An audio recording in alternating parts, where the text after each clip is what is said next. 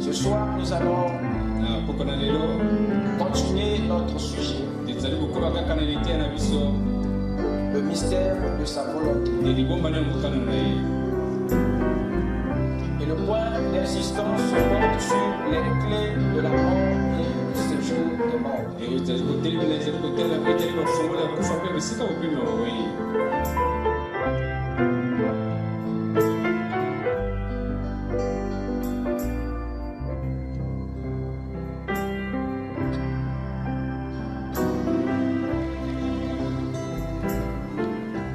Que le Seigneur vous bénisse richement.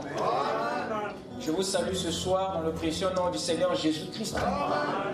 C'est encore un privilège pour nous d'être invités par le Dieu Tout-Puissant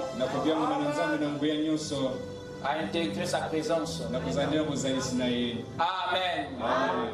Amen. Sans plus tarder, nous allons nous lever pour lire les Saintes Écritures.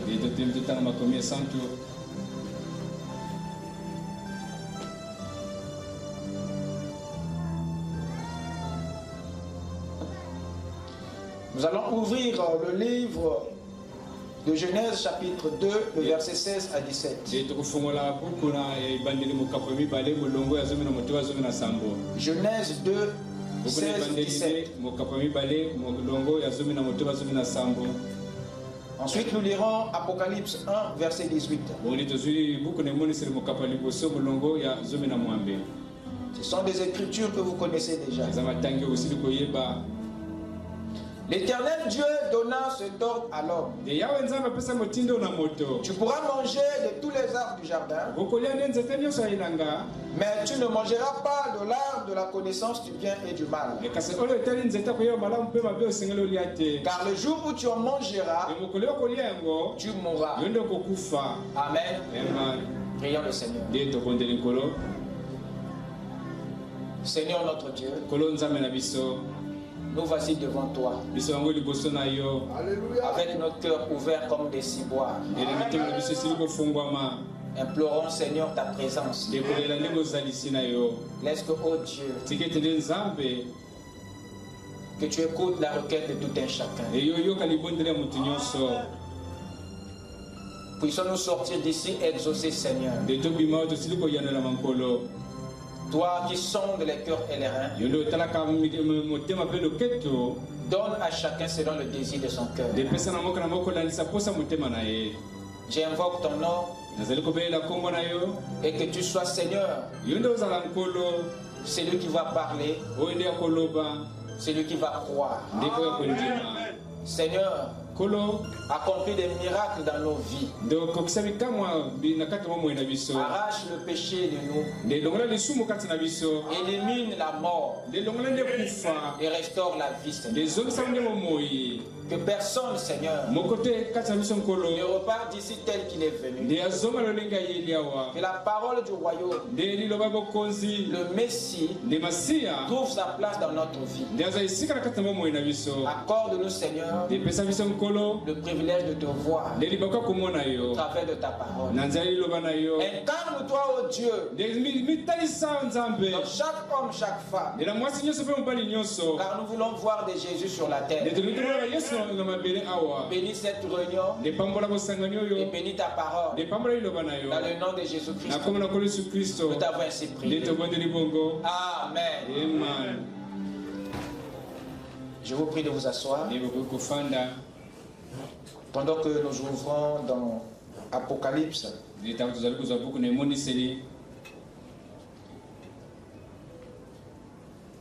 Apocalypse chapitre 1er, le verset 18.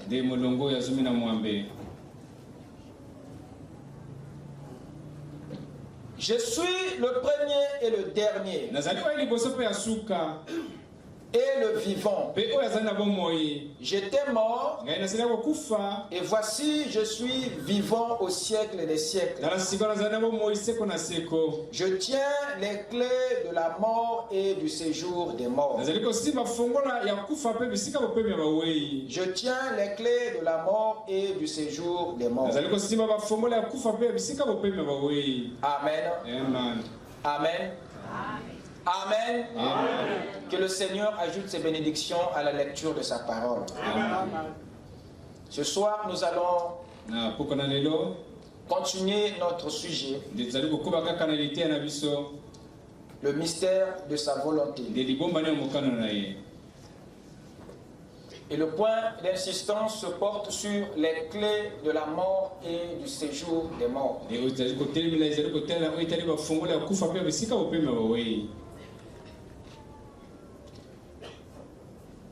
Nous avons dernièrement parlé de quelque chose de très capital.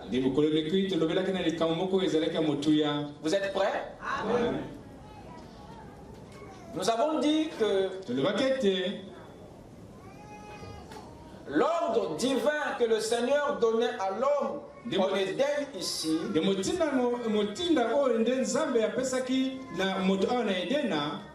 était très loin d'être un conseil ou une proposition. Là-dedans, il y avait 5 messages que Dieu voulait faire comprendre à l'homme. Le premier message était que Dieu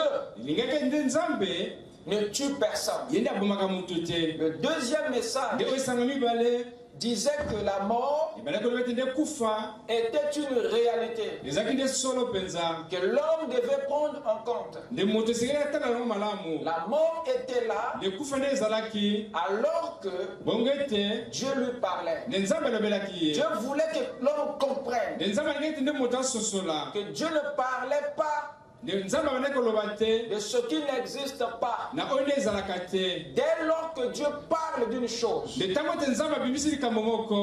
que la chose là existe. Vous écoutez ça? Amen. Le troisième message était que la désobéissance est la chose qui active la mort. La désobéissance était la seule chose qui pouvait rendre l'homme qui était immortel mortel. Et en lui parlant de cela, Dieu voulait que l'homme soit conscient. Et le quatrième, Dieu voulait que l'homme comprenne que la mort dont il lui parlait n'était rien d'autre qu'une séparation, mais en 3 dimensions. Et le 5e message est celui qui présente l'ordre de Genèse 2,16 comme une alliance conditionnelle. Parce qu'il y avait dans cette alliance une interdiction. C'est lui de s'abstenir de l'arbre. Et l'homme devait observer cette interdiction pour rester immortel, pour garder l'esprit, pour garder le jardin et pour garder le corps. Et ce soir, j'aimerais vous entretenir autour d'un petit point que j'intitulerai le but ultime du sacrifice de Jésus. Le but ultime du sacrifice de Jésus. Comme nous avons parcouru les 5 messages de Genèse 2,16,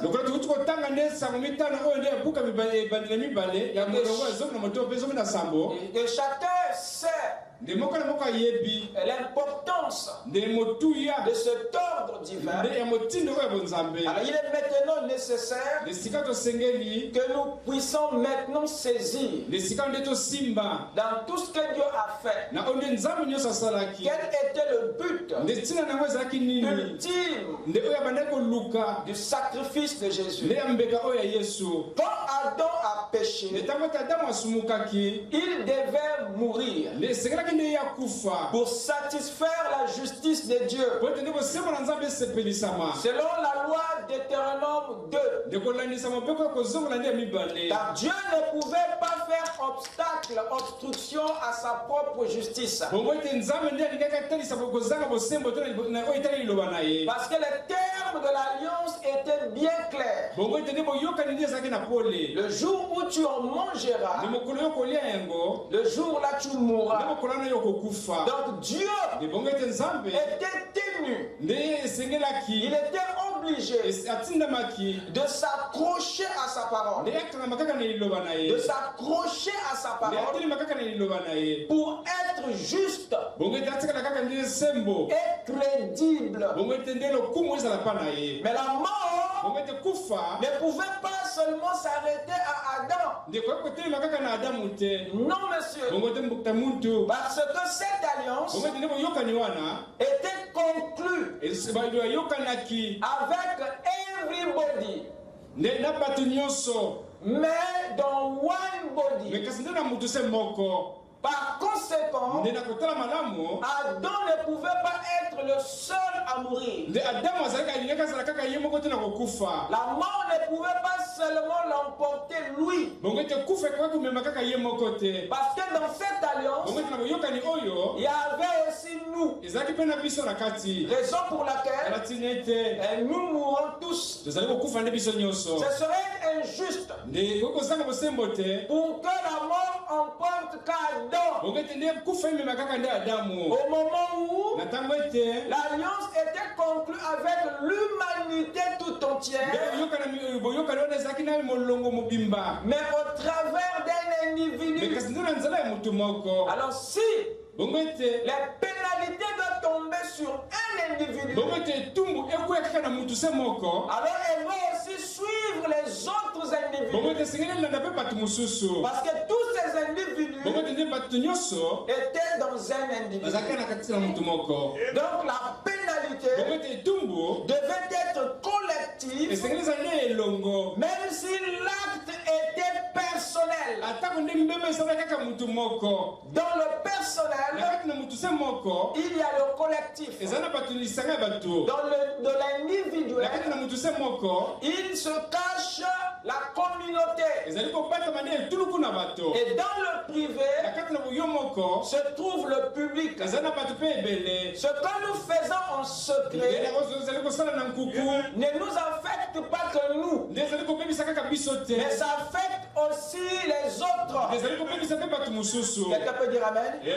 Raison pour laquelle nous devons faire excessivement attention, parce que les lois demeurent. Un jour, Dieu s'est plaint dans la Bible, là-bas dans Ézéchiel 18 verset 2. Si vous pouvez lire ça avec moi. Dieu s'était plaint de quelque chose, mais pourtant c'était vrai, parce que le peuple avait observé et il était fini par comprendre. Dieu dit ceci, Ézéchiel 18 verset 2. Pourquoi dites-vous ce proverbe dans le pays d'Israël? Que les pères ont mangé des raisins verts et les dents des enfants ont été agacés. Le peuple disait ce proverbe parce qu'ils avaient observé un fait qui était vrai. Toutefois que les parents, les pères mangeaient les raisins verts, ils remarquaient que par ricochet, les dents des enfants finissaient par être gâtés. Ceci est un langage qui montre une vérité. Que ce que font les pères retombe sur les enfants.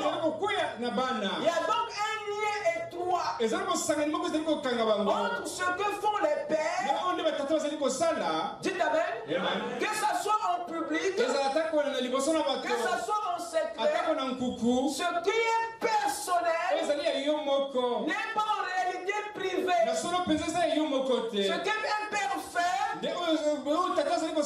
finit par être répercuté sur le fils. Et le peuple d'Israël était obligé de dire ça parce qu'il remarquait les faits. Amen. Adam a posé un acte personnel, mais le public a été affecté. La communauté a été touchée. L'humanité a été touchée. Cela montre suffisamment qu'il n'y a rien de privé, il n'y a rien de secret, il n'y a rien de personnel. Préservez votre futur et protégez vos enfants, même ceux qui ne sont pas encore nés, mais qui sont en vous. Le seul moyen de les protéger, c'est de faire ce qui est juste devant Dieu et devant les hommes. Vous n'avez pas de vie privée. Et après cette loi, dites amen, votre vie personnelle est une vie publique. Dites amen. Rien de ce qui est caché, a dit Jésus, ne sera découvert. Raison pour laquelle Adam était surpris de l'impact générationnel. Car il y a eu l'acte qu'il a fait personnellement. Regardez ce que Paul dit dans Romains chapitre 5. Remarquez comment est-ce que Paul évalue cette affaire. Romains 5 verset 12. Paul nous dit ceci. C'est pourquoi, comme par un seul homme, le péché est entré dans le monde. Par un seul homme, le péché a affecté le monde. Le monde ici, c'est la foule, c'est l'humanité. Et par le péché, la mort, et qu'ainsi la mort s'est étendue sur tous les hommes. Parce que tous ont péché. Tous ont péché par le péché d'un homme. Parce que le monde était dans un homme. Et le péché d'un homme est devenu le péché de toute l'humanité. Il y a un lien entre vous et l'Église. Quelqu'un peut dire amen? Il est dit encore ceci au chapitre 3. Toujours l'apôtre Paul. Chapitre 3, verset 23. Paul dit ceci. Car tous ont péché et sont privés de la gloire de Dieu. Donc ce n'est pas Adam seul qui a été privé de la vie, qui a été privé de la gloire, mais toute sa postérité ont été privés de la même chose que lui. Amen. Nous voyons par ces écritures que l'humanité ou la postérité a partagé le même sort que les parents. Et l'histoire a continué jusqu'à ce soir. Regardez dans Psaume. Allez avec moi dans Psaume. Psaume 51. Le verset 7. Il est dit ceci. C'est à David qui parle. Il révèle ici un principe. Voici, je suis né dans l'iniquité. Comment? Et ma mère m'a conçu dans le péché. C'est la condition de tous les enfants d'Adam. Après le péché, nous avons tous été condamnés dans l'iniquité et dans le péché. Cela était devenu une nature. La nature de l'humanité. Allez-y dans Frère Branham. Allons-y dans la brèche.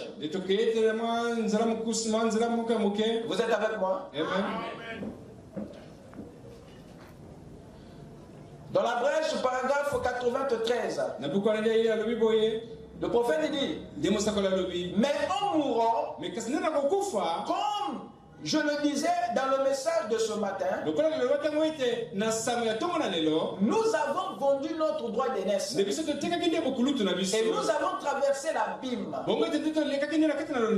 Or, de cet autre côté de l'abîme, nous sommes hors de la portée de Dieu.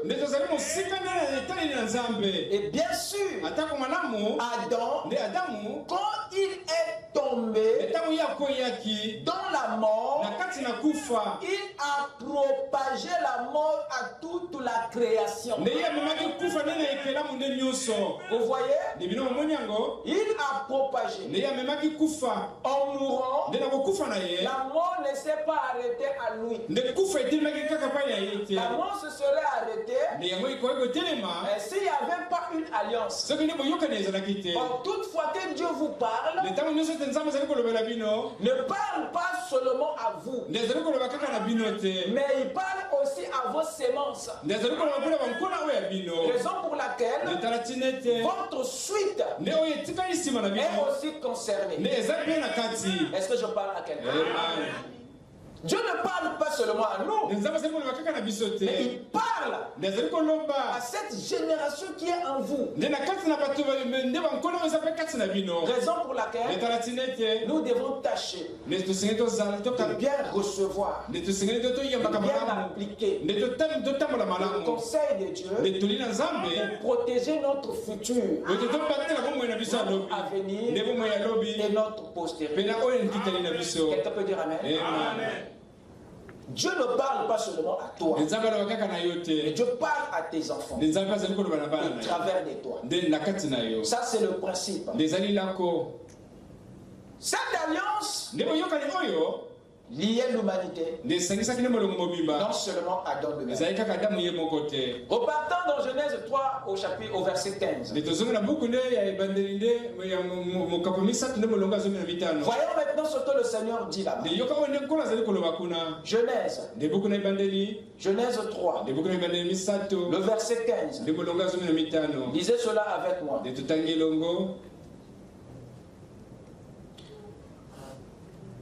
Le Seigneur dit ceci. Je mettrai inimitié entre toi et la femme, entre ta postérité et sa postérité. Et celle-ci t'écrasera la tête et tu lui blesseras le talon. La condition déchue de l'homme amena Dieu à révéler en Éden ce qu'il avait prévu pour la race humaine. Dieu nous fait savoir dans ce verset, il nous révèle ce qui était dans sa pensée, dans son esprit, avant la fondation du monde. Il y a trois choses que le Seigneur nous fait connaître au verset 15 de Genèse 3. La première des choses, Dieu nous parle ici d'une double inimitié. Une double inimitié. inimitié. Ça, c'est la première chose qui se trouve dans ce verset que vous venez de lire avec moi. Une double inimitié. Là, ici, dans ce verset. Et la deuxième chose, le Seigneur nous parle. Vous êtes avec moi? Amen. Il nous parle d'un contact. Il nous parle d'un combat. D'un affrontement.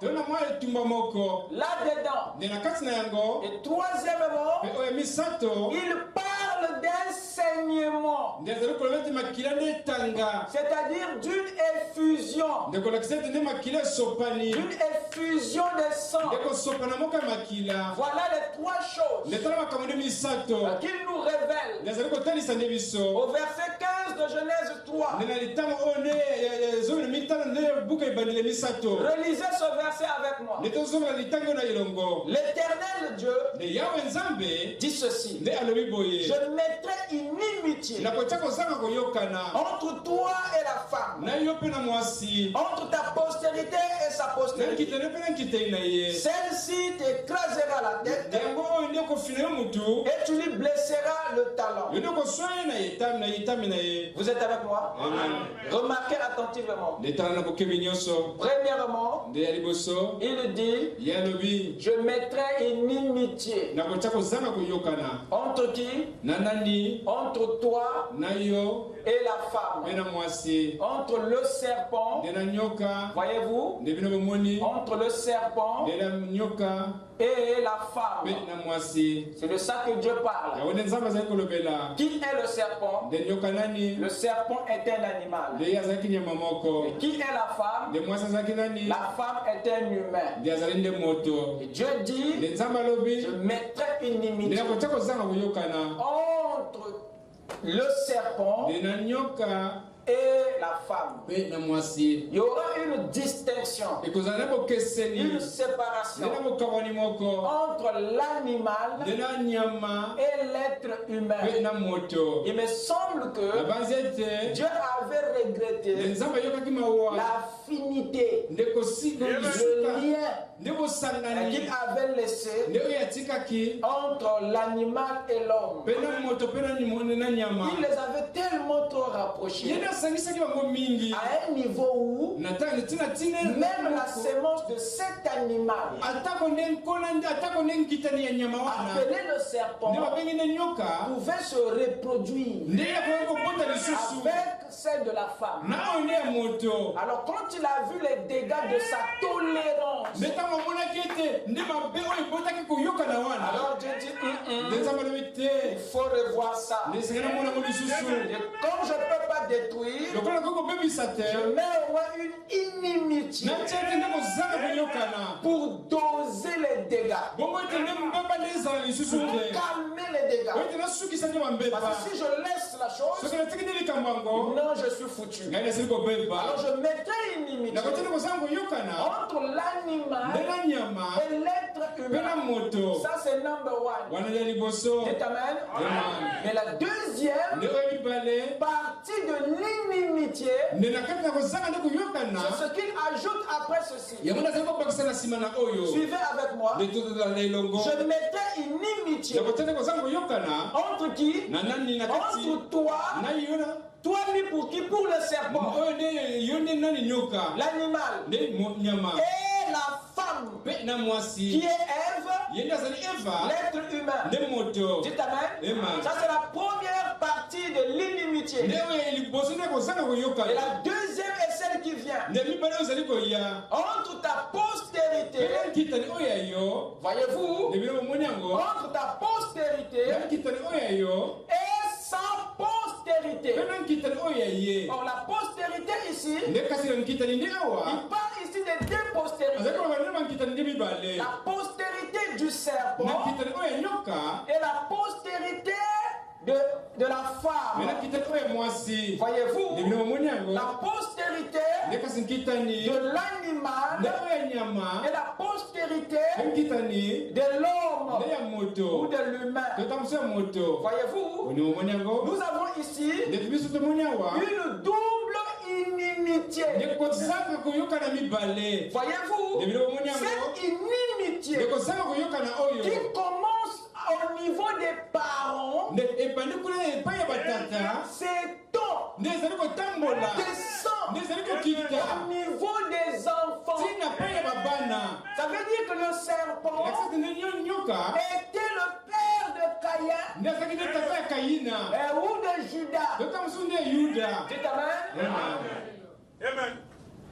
Cette inimitié qui commence ici descend au niveau des postérités, au niveau des sémences, d'une double inimitié. Une double inimitié. C'est pas tout. Il a continué à nous montrer l'étendue de la chose. Il dit ensuite dans la dernière partie de l'écriture, celle-ci t'écrasera la tête. Qui? La postérité de la femme. C'est lui qui va écraser la tête de qui? Du serpent? Non. Réalisez bien. Réalisez bien. Il dit quoi? Celle-ci t'écrasera la tête.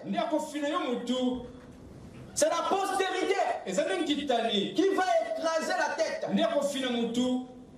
La postérité de la femme, c'est lui, c'est elle qui va écraser la tête de la postérité du serpent. Et en retour, la postérité du serpent blessera le talon de la postérité de la femme. Moi je parle à moi-même.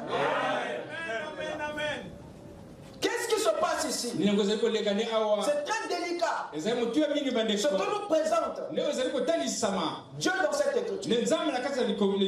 Remarquez, dans cette dernière partie du verset, il y a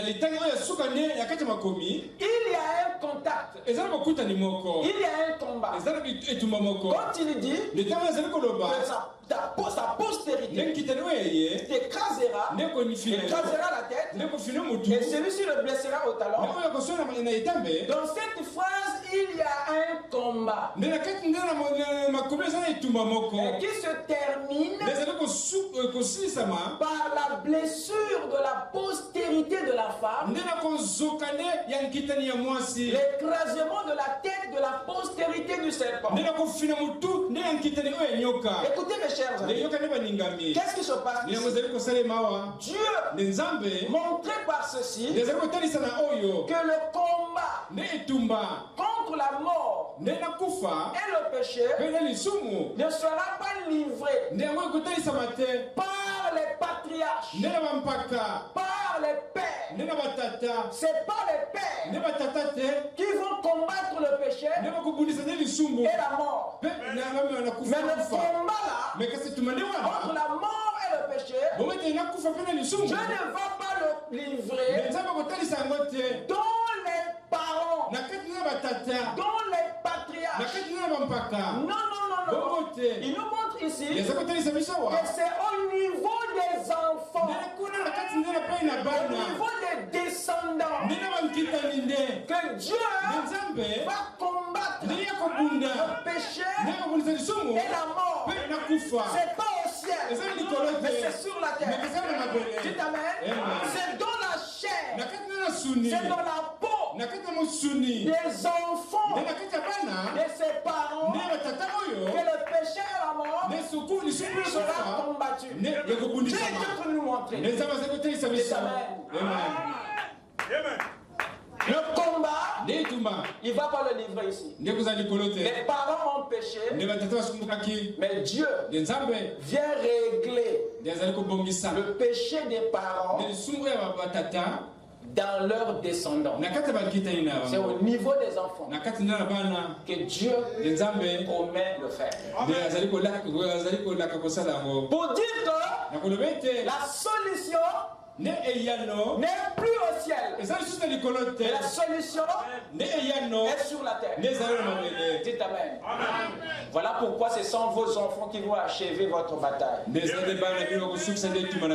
Le ministère des pères doit être achevé par les enfants. Ce n'est pas autant des pères. Ce n'est pas autant des patriarches. Que Dieu va combattre le péché. Mais c'est à l'époque des enfants. La postérité que ce combat sera livré. C'est dans la chair, comme je venais de le dire, qu'il va livrer cette bataille. Cela met de côté Adam et Ève. Mais cela met au devant la postérité. Le problème de l'humanité. Dieu avait promis de résoudre. Non par Adam, mais par la postérité. Non par la femme, mais par sa descendance. Quelqu'un peut dire Amen? C'est après eux. C'est après les patriarches. Après les parents que Dieu prévoit résoudre la situation de l'humanité. Amen. Amen. Et cette bataille qui aura lieu au niveau des postérités, Dieu montre ici que ça doit terminer par un saignement en disant au serpent que ta postérité le blessera par le talon. Dieu parlait de façon symbolique et prophétique d'une blessure, d'un saignement, d'une effusion de sang. C'est le sang qui prouve qu'il y a eu un sacrifice. C'est le sang qui prouve qu'il y a une blessure quelque part. Dites Amen. Le seul moyen pour nous montrer le sacrifice, c'est qu'il doit y avoir un saignement. Le sang. Quelqu'un peut dire Amen. La postérité de la femme. Qu'est-ce que c'était? Cette postérité, c'était l'agneau, la solution de toute la race. Même Adam lui-même qui commettait, il ne savait pas que la solution allait venir plus bas. Il n'a pas compris. À l'époque de son péché, il croyait que Dieu allait descendre dans la colonne de feu et régler tout ça comme il l'entendait. Et Dieu avait un programme. Dieu a parlé ici des deux postérités. Voyez-vous? Et de ce qu'il allait faire. La postérité de la femme allait écraser la tête. Et la postérité du serpent allait blesser la postérité de la femme. Pour dire que derrière cette blessure, Dieu avait besoin du sang. C'est par le sang de la blessure de la postérité de la femme que Dieu allait résoudre le péché et la mort que les parents avaient activé. Voilà ce que Dieu enseigne ici. La postérité de la femme était donc le corps. Voyez-vous, le corps que Dieu avait prévu pour ôter la mort et résoudre le péché qui était dans la race humaine. Mais la postérité du serpent était le tabernacle, la lignée du diable, la lignée que le diable avait prévue, avait utilisée pour maintenir la mort dans la race humaine. Quelqu'un peut dire amen? Nous avons là deux tabernacles, ou deux lignées. Une lignée qui est propice. Il y a une lignée qui travaille pour maintenir le péché dans la famille. Et le diable utilise cette lignée pour garder le poison dans la race humaine. Mais Dieu ici promet un corps par lequel il va ôter ce que le diable maintient. Quelqu'un peut dire amen? La postérité de la femme était le corps qui devait saigner. Je répète, la postérité de la femme était le corps qui devait saigner. Voilà pourquoi l'autre devait le blesser afin que ce corps saigne. Parce que le sang de ce corps était un antidote. Il faut pousser la postérité du serpent à blesser le corps de la rédemption afin que le remède, l'antidote, soit libéré pour désactiver ce que Adam avait activé. Donc il devait saigner pour nous justifier. Ce corps devait saigner pour nous sanctifier. Ce corps devait saigner pour ramener l'esprit et la présence de Dieu en nous. Ce corps devait saigner pour nous épargner de la colère de Dieu. Or, la colère de Dieu, c'est le jugement. C'est le jugement. Et que dit le jugement? Le jugement dit que le pécheur doit mourir. Le même jugement dit, après la mort du pécheur, le séjour des morts doit l'engloutir. Alors, lorsque ce sang coule, il a pour but aussi de nous épargner du séjour des morts et de la seconde mort. Voilà pourquoi c'était nécessaire que ce corps saigne. Amen. La postérité de la femme était un agneau humain et non un animal.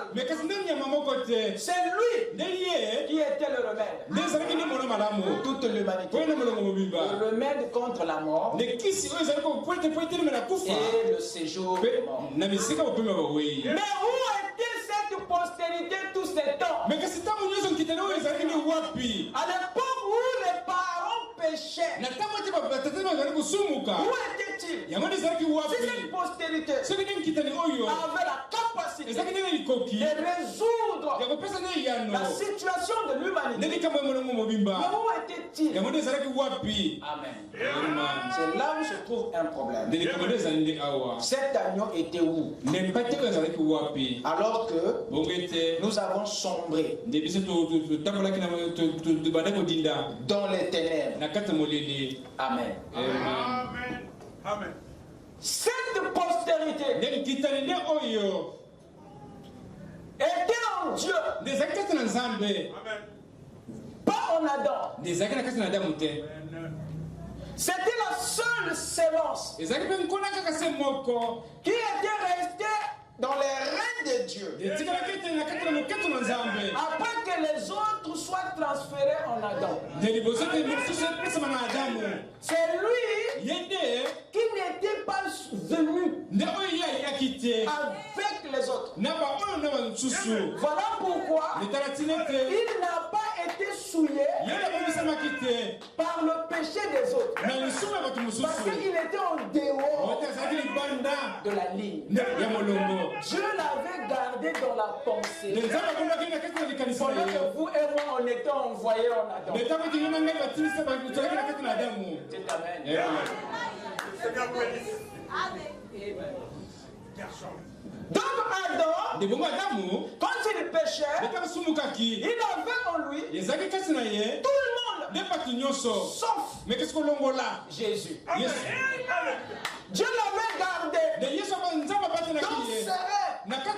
dans sa pensée. Voilà pourquoi il était clean. Tout ce que Adam a fait ne l'a pas affecté. Parce que lui, il était resté dans la théophanie, en Dieu. Et nous, on a été envoyés comme des semences en Adam. Amen. Il était pour lui rester. Voilà pourquoi il n'a pas été affecté. Il n'a pas été souillé comme nous l'avons été. C'était la façon de Dieu de prévoir les choses afin qu'au moment opportun qu'il vienne relever, corriger la chose. Amen. Amen. Dieu, dans son plan d'investissement, il ne fait pas comme toi et moi. Dans son économie, il a une façon de faire. Il n'investit jamais tout le capital. Il divise toujours son capital. Il garde une partie, un fonds de sécurité, et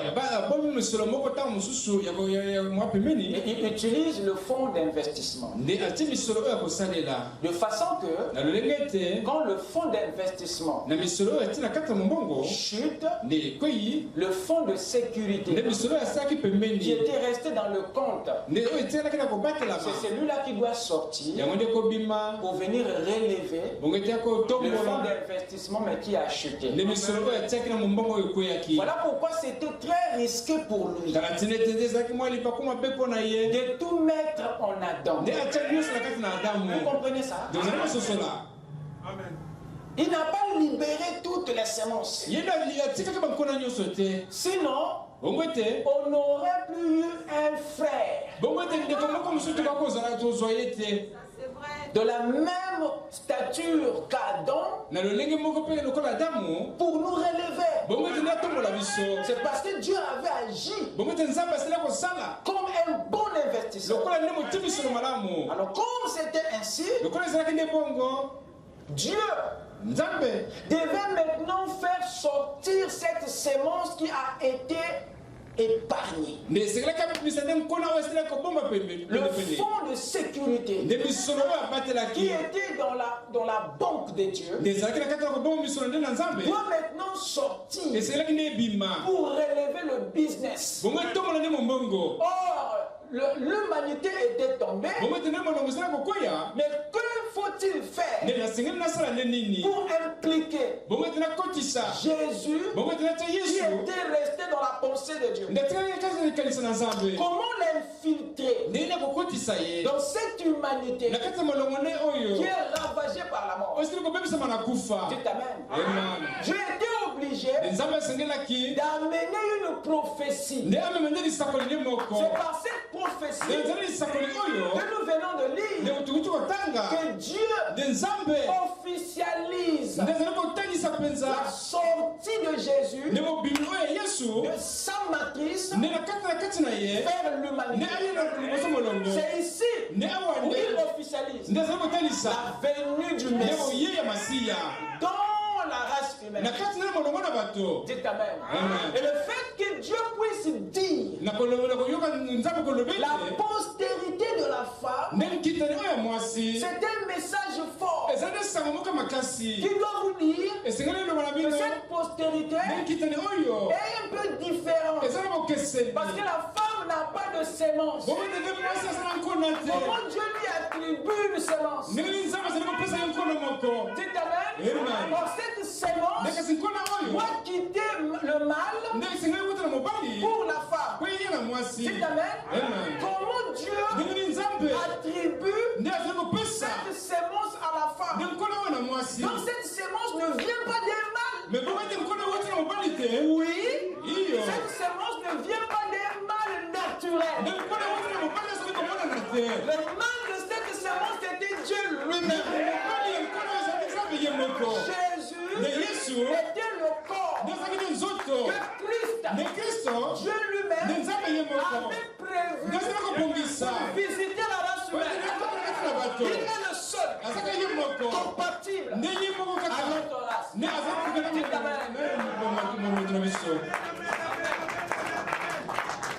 Est-ce que chacun m'écoute dans sa langue maternelle? Amen, amen. Il est le corps de l'expiation et de la rédemption que Dieu avait réservé.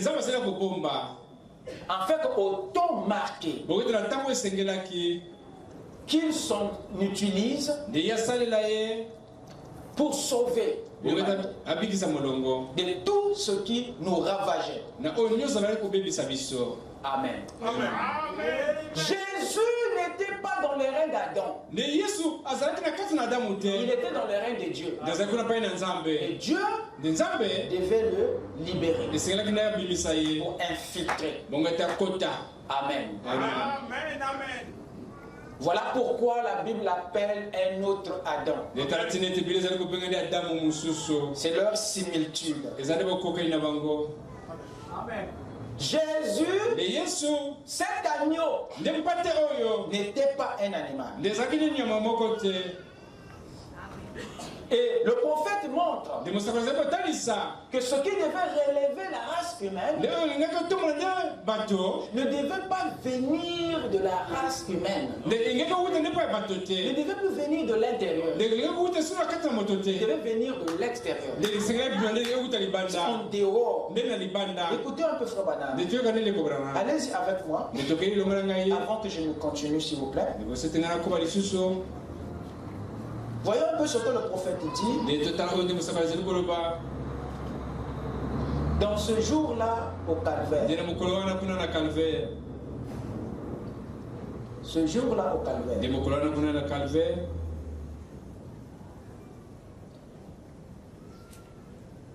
Commençons à lire le paragraphe 47.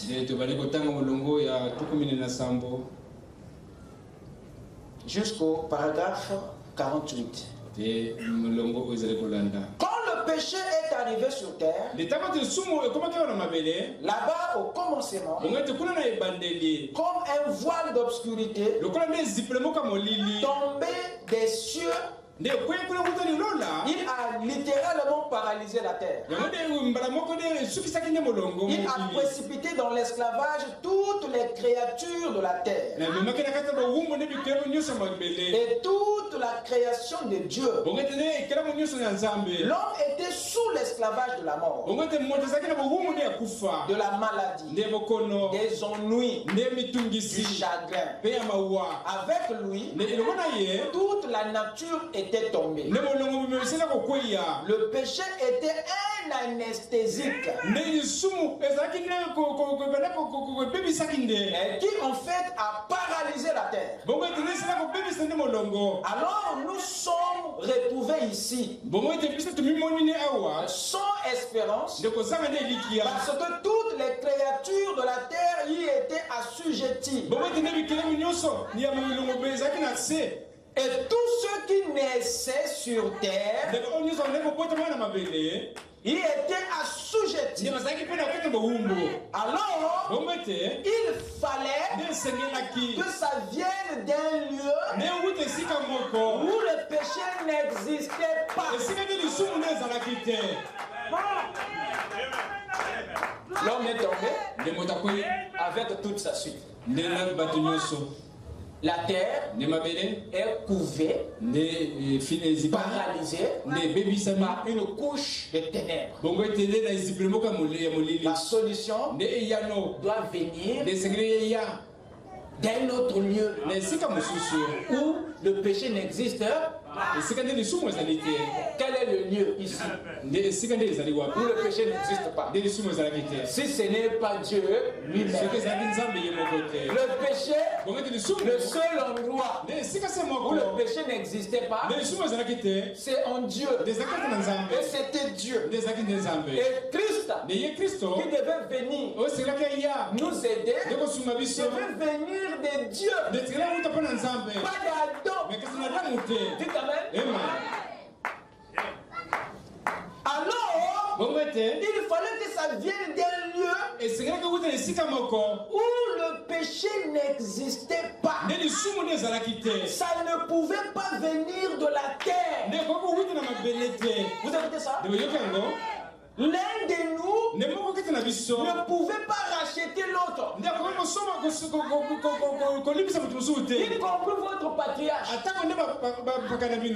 toutes les semences qui étaient en lui, aucune d'entre elles ne pouvait faire quelque chose pour la situation. Donc la solution devait venir de l'extérieur. Or, si Jésus était en Adam, il serait lui aussi disqualifié. Donc pour qu'il réussisse et que le Père le choisisse, il doit avoir été gardé en Dieu. Voilà pourquoi ce soir vous jouissez des bénéfices de la rédemption. Est-ce que je peux entendre l'amour? Dieu a su gérer. Il fallait que ça vienne d'un lieu où le péché n'existait pas. Ça ne pouvait pas venir de la terre. L'un de nous ne pouvait pas racheter l'autre. Il fallait que ça vienne de quelqu'un d'autre. Amen. Amen. Prenez avec moi le paragraphe 44. Qu'est-ce que le prophète nous dit ici?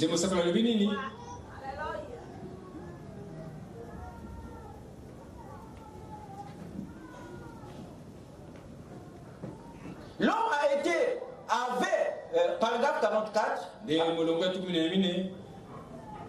Ok, commençons un peu plus haut. Ensuite, on va prendre le milieu de du paragraphe. Le grand point important, ce que le calvaire a signifié pour nous et pour le monde, c'est qu'il a réglé la question du péché une fois pour toutes. L'homme avait été trouvé coupable de péché. Et le péché était une peine qu'aucun homme ne pouvait expier. La peine était tellement grande que personne ne pouvait expier cette peine. Vous écoutez ça? Je crois vraiment que Dieu avait décrété qu'il en serait ainsi. Que la peine serait tellement grande qu'aucun homme ne pouvait l'expier. Pour qu'il puisse le faire lui-même. Or, la peine du péché, c'était la mort. Et nous étions tous nés dans le péché, conçus dans l'iniquité, venus au monde en disant des mensonges. Par conséquent, aucun d'entre nous n'était digne. Et on ne pouvait trouver personne sur terre qui était digne. Voilà pourquoi Jésus ne pouvait pas être dans les règnes d'Adam. Ça allait être grave. Jusqu'à ce soir, on serait en train d'attendre le Messie. Si Dieu n'avait pas su gérer notre affaire. J'ai encore d'autres citations, mais je vais gagner le temps. Comme le temps, pour cette postérité, n'était pas encore arrivé pour qu'il se manifeste physiquement. Dieu était obligé de procéder par des substituts d'animaux, une sorte de remède provisoire en préfiguration de l'agneau qui était dans sa pensée. Christ, qui est en lui, c'est lui qui est censé venir dans cette postérité pour résoudre ce que les parents avaient fait. Mais Dieu ne pouvait pas précipiter la venue physique de Jésus en Éden, parce que d'après son calendrier, le temps n'était pas encore accompli. Voilà pourquoi il doit procéder par des remèdes provisoires jusqu'à ce que le temps pour cet agneau qui était en lui vienne manifestement sur la terre à un moment bien arrêté, afin de couvrir, dites Amen, résoudre la situation de l'humanité. Remarquez une chose, lorsque Dieu opte pour le remède provisoire, ce n'est pas pour résoudre cette affaire. Non, ce n'est pas pour apporter la solution. Non, monsieur. C'est juste pour un calmant. Parce qu'il savait rien dans l'animal ne peut résoudre le problème d'un humain. Lui-même, ici, dans Genèse 3:15, il établit l'inimitié pour dire que celui-là, l'animal, ne peut pas résoudre le problème de lui-même. Quand il brise cette inimité, il n'y a plus de relation, il n'y a plus rien. D'ici qui peut venir ici, d'ici qui peut résoudre ici. Voilà pourquoi il ne peut pas se confier à 100% dans le sang des boucs et de taureaux. Amen. Il a tué un agneau en préfiguration de cet agneau humain qui était encore en lui, dans sa pensée. Il a tué un animal pour couvrir la nudité de ceux qui avaient les yeux déjà ouverts. C'est ce que nous déclare Genèse 3, verset 21. Cette écriture donne la raison pour laquelle Dieu avait tué des agneaux. Ne vous trompez pas. La Bible dit, Genèse 3, 21, que Dieu prit et fit des vêtements de peau d'animaux. Donc les animaux étaient tués pour que la nudité des pécheurs soit couverte. Ça c'est un. Deuxièmement, ces animaux furent tués pour couvrir temporairement les péchés de ceux qui n'étaient pas justifiés. Malgré la mort des animaux. Vous écoutez ça? Amen. Hébreux 9, verset 13 et 22 explique ça. Couvrir les péchés par le sang d'un animal vous donne le pardon. Mais pas la justification. Vous écoutez ça? Or, dans la rédemption, on n'a pas besoin du pardon.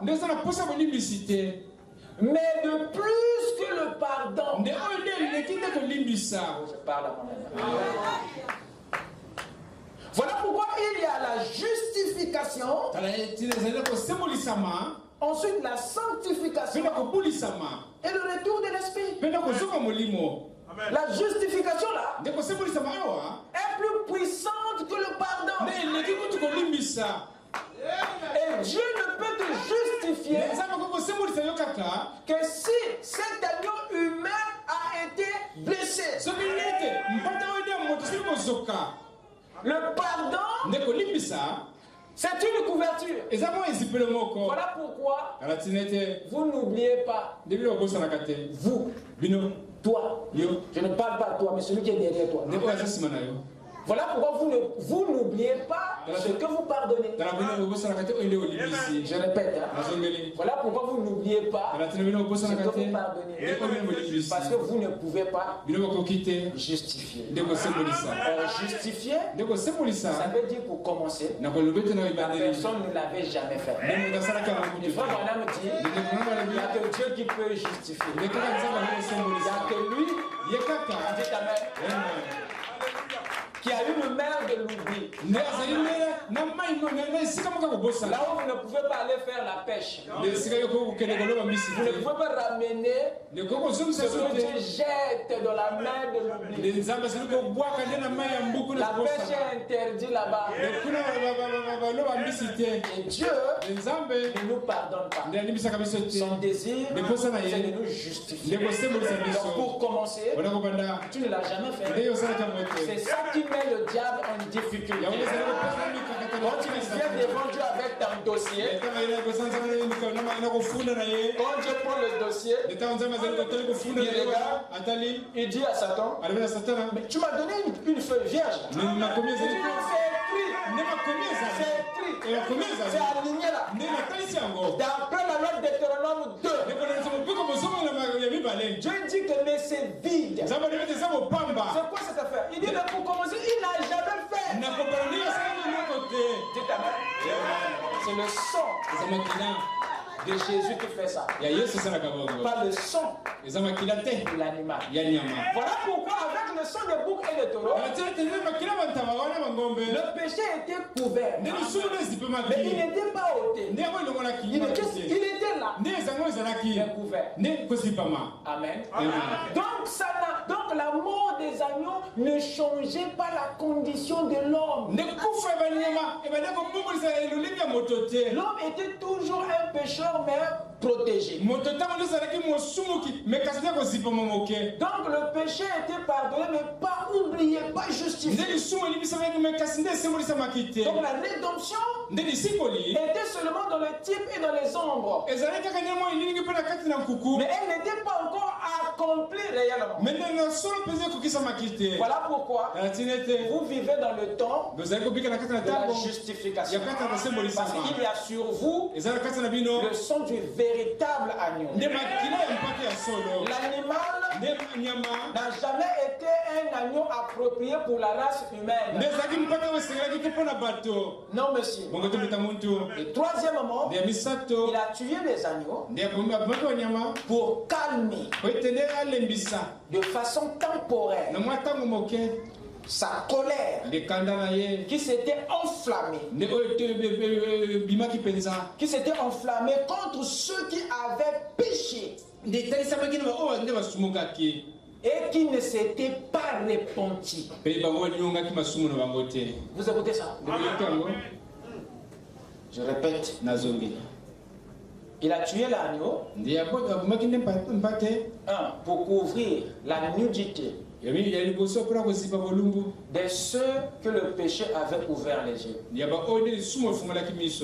2. De couvrir les péchés de ceux qui n'étaient pas justifiés. 3. De calmer sa dans sa prévoyance. Il disait à Dieu, peut-être qu'il y a un péché qu'ils ont fait et qu'ils ont eu peur de confesser, ou qu'ils ont oublié de confesser. Il dit, moi le Père, j'offre ce sacrifice pour les péchés non confessés. Et Dieu en Éden, quand il est descendu, il a appelé Adam et Ève au tribunal. Il dit que Adam, tu es coupable. Adam dit, Dieu, tu t'es trompé. Je ne suis pas coupable. Il dit, quoi? Tu as brisé la parole? Il dit que non, c'est elle. C'est pas moi. Adam ne s'est pas repenti. Dieu s'est tourné vers Ève. Ève dit, non, c'est pas vrai. C'est le serpent. Alors Dieu était comme un enfant ce soir. Donc vous ne pouvez pas vous repentir. Donc qu'est-ce que vous voulez me dire? Donc personne n'est responsable. Adam dit non, c'est pas moi. Ève dit non, c'est pas moi. Ils ont mis tout sur le serpent. Alors cette attitude avait mis Dieu tellement en bourreau. Alors il fallait quelque chose sur lequel déverser cette colère. Parce que s'il ne le fait pas, Adam et Ève sortiront de sa présence sans les épaules et les reins comme le serpent. Et le serpent a payé parce qu'il n'y avait pas un agneau pour lui.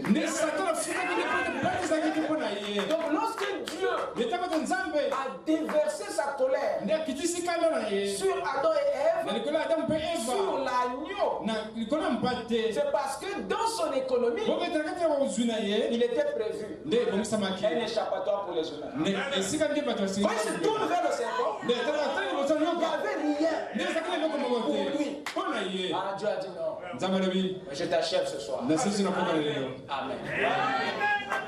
Le gars est sorti de là sans les épaules, sans les reins. Le diable était fâché parce que Dieu avait déformé son tabernacle. Il a dit comment? Tu as détruit mon véhicule, ce que j'utilisais.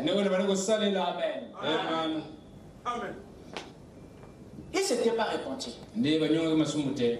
Alors Dieu a dit non. D'accord. Je jette ma colère sur cet agneau.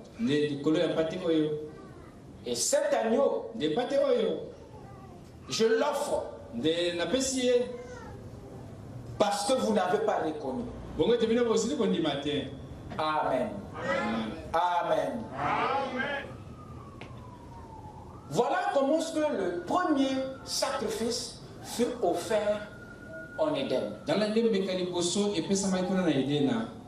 Dieu lui-même, autant que sacrificateur, il a offert une vie animale. Malgré que la nudité et le péché d'Adam et Ève étaient couverts par la peau et le sang des animaux tués, malgré que la colère de Dieu était apaisée par le sacrifice des animaux, Dieu ne l'avait pas permis de manger l'arbre de vie. Il n'a pas permis que l'homme touche l'arbre de vie. Était-ce un acte méchant? Était-ce injuste de la part de Dieu? Ou c'est Adam qui l'était? Pourtant l'homme vient d'être couvert. Pourtant le sang des animaux vient d'être versé. Pourquoi Dieu l'empêche de toucher l'arbre de vie? Du moment où l'expiation entre guillemets vient d'être faite.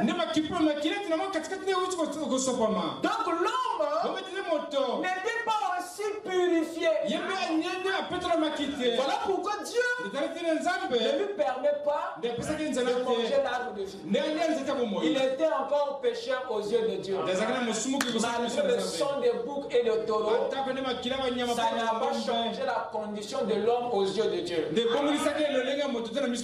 Si le sang des animaux avait réellement expié l'homme, Dieu l'aurait permis de manger l'arbre de vie. Lisez avec moi Genèse 3, verset 22.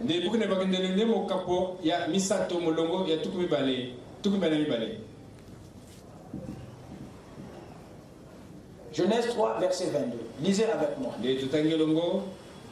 L'Éternel Dieu dit, voici l'homme est devenu comme l'un de nous, pour la connaissance du bien et du mal. Empêchez-le maintenant d'avancer sa main, de prendre de l'arbre de vie, et d'en manger, et de vivre éternellement. Vous écoutez ça? Beaucoup n'ont pas compris cette attitude de Dieu. Beaucoup n'ont pas compris ça. Je parlais même que notre père Adam ce soir-là avait très mal compris le geste de Dieu. Comment ça, je suis dans les difficultés? Et toi, tu m'empêches de mettre la main sur l'antidote. Comment ça? Dieu a dit, empêche-le. Mais pourquoi? Pourquoi Dieu le lui avait empêché? Remarquez, au chapitre 2, la seule chose qui lui était interdite dans cette alliance, c'était l'arbre de la connaissance du bien et du mal.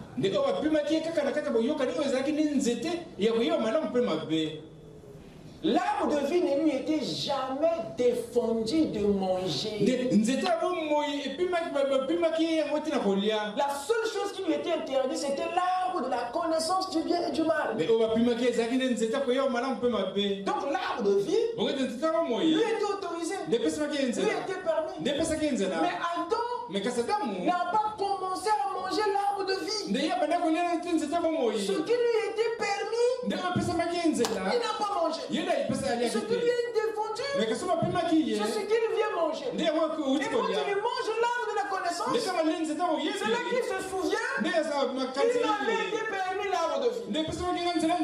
Dieu dit, ah non, l'arbre était avec toi. C'était avec toi. Tu n'as même pas pensé manger. Il dit, je ne te permettrai pas. Parce que c'était une injure pour Dieu. Amen. C'est comme nombreux d'entre nous. La parole est proche de toi. Tu connais ce qu'il faut faire. Mais tu ne fais pas. Et c'est quand les fléaux tombent que tu te souviens que je devais faire ceci. Amen. Voilà pourquoi Dieu devient capricieux à ce moment-là. Il va se rassurer que tu as bien compris la leçon avant de te regarder en face. Parce que vous avez été indifférent devant la vie, la parole. N'ayez pas ce cœur. N'ayez pas cet esprit. Ça nous fera perdre les privilèges. C'est très important. Il lui a été permis de manger là. Mais Adam ne l'a pas fait. Et il va toucher ce qui lui a été défendu. Et c'est là qu'il se souvient maintenant. Dieu dit non. Ça ne se passera pas comme ça. Je vais te l'empêcher. Alors remarquez une chose. L'arbre de vie a le même principe que le lieu très saint. Il donne la vie, le lieu très saint, à tous ceux qui entrent et maintient tout en état. Ceux qui entrent dans le lieu très saint recevaient la vie. Et le lieu très saint maintient la chose en état. De façon que ce que le lieu t'a communiqué, tu maintiennes, tu gardes. En fait, il vivifie ce qui est déjà en toi.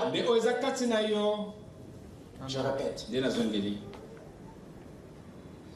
La Bible dit que le bâton d'Aaron, quand il est rentré,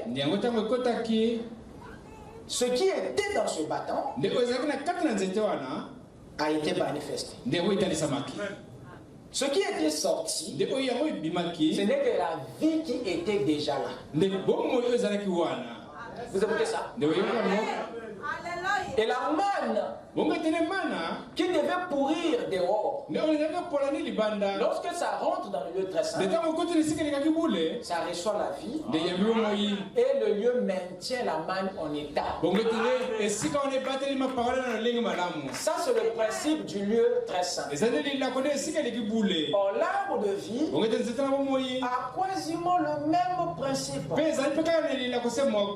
Il donne la vie à tous ceux qui le mangent. Il maintient la vie de tous ceux qui le touchent. Et en réalité, il ne maintient que ce qui est déjà là. Il ne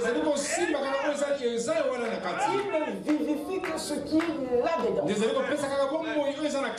Or, le sang des boucs et de taureaux n'avait pas ôté le péché. L'homme avait encore le péché en lui. Et aux yeux de Dieu, c'était encore un pécheur. Alors s'il mange l'arbre de vie, l'homme sera un éternel pécheur. Vous écoutez ça? Alors Dieu, quand il a vu ça, il dit, s'il touche la puissance de cet arbre, va maintenir le péché en lui. L'homme deviendra un pécheur chronique. Cet arbre va donner la vie à ce qui est là. Et Dieu, il sait que si l'homme se touche, il va se séparer éternellement d'avec lui. Il vaut mieux l'empêcher parce que Dieu ne veut pas ta mort éternelle. Il ne veut pas se séparer éternellement d'avec lui.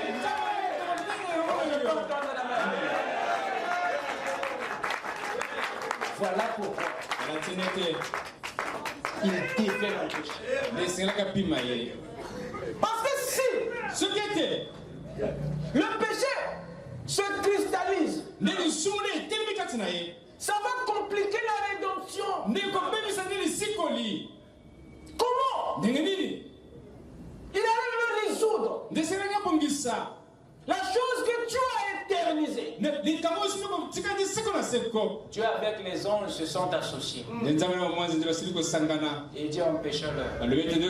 S'il touche le péché que le sang de bouc et de taureau a couvert, on ne pourra plus l'expier. Même quand la véritable expiation viendra, c'est compliqué.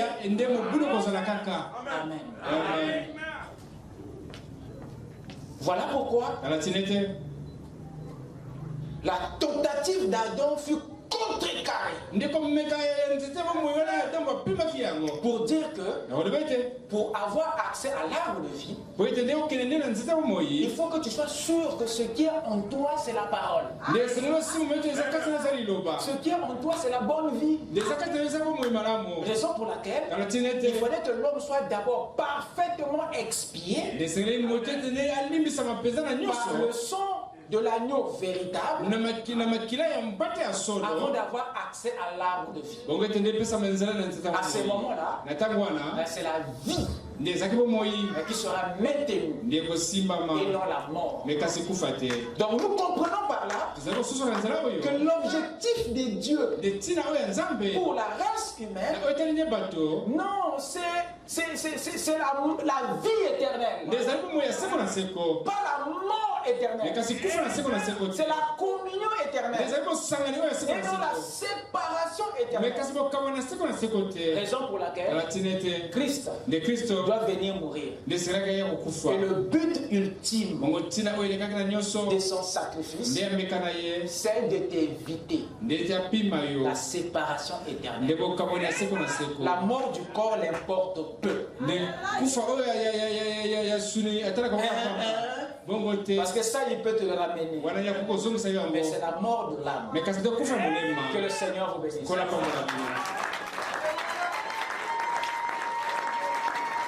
Amen. Le temps est parti. Revenons mardi. Pour rentrer dans les profondeurs. Amen. Amen. Que Dieu vous bénisse. Lèvons-nous. Tu es digne, tu es digne. Tu es digne de louange. Tu es digne, tu es digne. Tu es digne de louange. Tu es digne, oh. Tu es digne de louange. Jésus, tu es digne, oh. Tu es digne de louange. Tu es digne, tu es digne. Tu es digne de louange. Tu es digne, tu es digne, oh. Tu es digne de louange. Tu es digne, oh. Tu es digne de louange. Tu es digne, oh. Tu es digne de louange.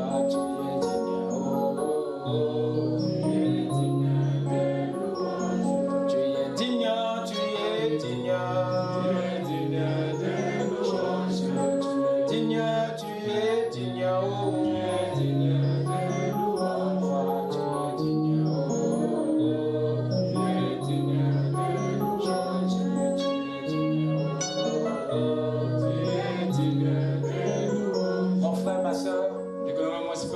Si tu as une requête dans ton cœur, lève simplement ta main droite. Pendant que nous nous approchons de lui, il saura voir ce qui est derrière ta main. Car sa nature consiste à sonder les reins et les cœurs. Il saura voir la préoccupation de ton âme. Il saura voir la maladie qui est dans ton corps. Il saura voir tous les envoûtements de ta vie. Il fera tout, même ce qui est caché. Il est le secours immédiat et notre vie de détresse. Il sait aussi voir au-delà de tes difficultés. Notre Dieu a des yeux qui voient au travers le matériel. Il a une main qui n'est pas court pour secourir. Il a des pieds qui sont pas courts pour intervenir. Raison pour laquelle lève simplement ta main pendant que nous offrons cette prière.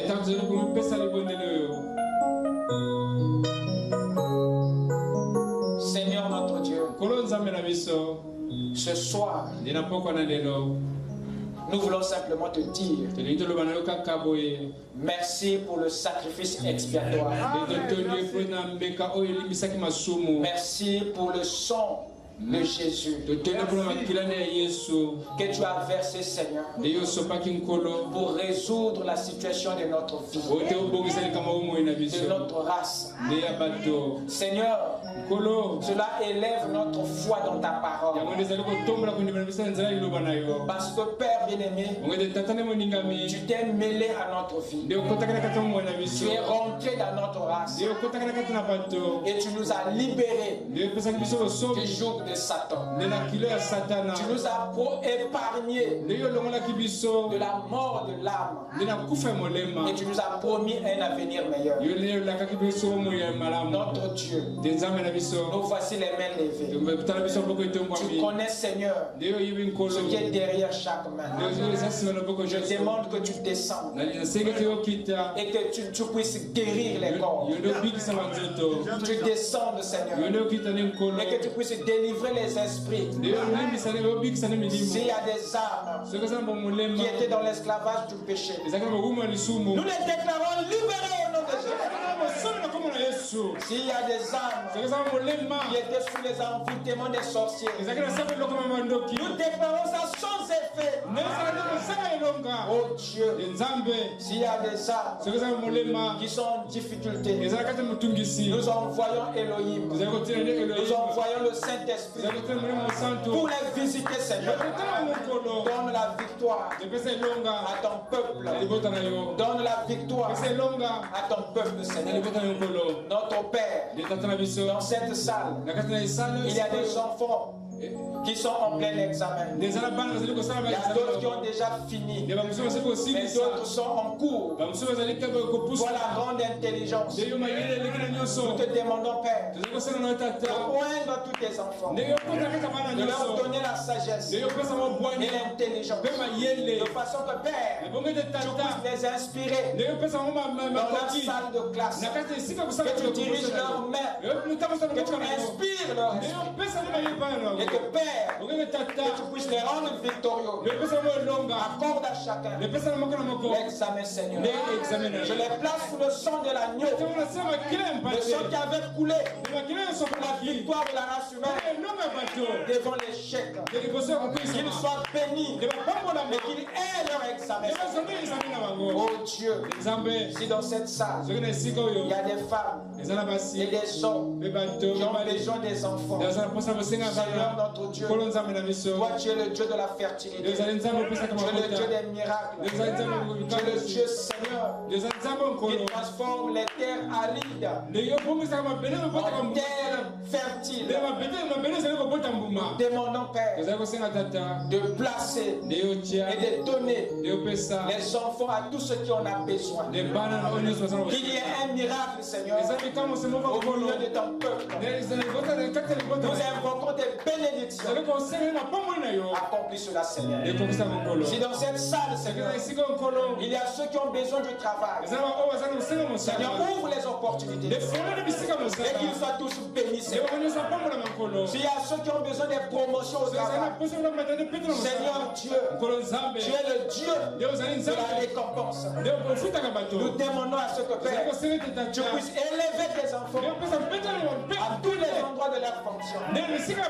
Oh Dieu Tout-Puissant, nous demandons à tous ceux, Père, qui sont célibataires et qui veulent se marier, nous demandons, Seigneur, que tu donnes l'argent, que tu donnes les moyens, que tu donnes l'intelligence, la sagesse, afin que, Père, ces projets s'accomplissent.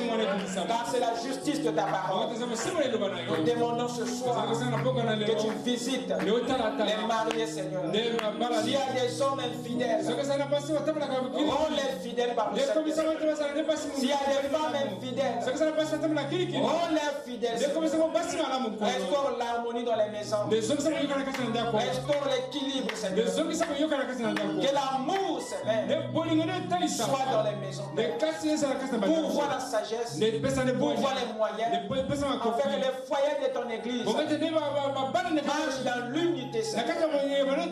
Je les conserve tous entre tes mains. Laisse le Père bien-aimé toutes les bénédictions du ciel et de la terre reposent sur ce peuple. Ce que nous n'avons pas pu exprimer, nous te prions, Seigneur, d'intercéder et de nous donner, Seigneur, ce que nous n'avons pas déclaré. Baptise-nous du Saint-Esprit. Remplis-nous, Seigneur, de tes vertus. Et que l'amour de la vérité soit en nous. Et que chacun ait la bonne santé pour continuer à te servir dans ce corps de chair. Afin que Père, nous devenons une bénédiction pour notre génération. Accorde le Seigneur. Dans le nom du Seigneur Jésus-Christ, nous t'avons ainsi prié. Amen. Que Dieu vous bénisse.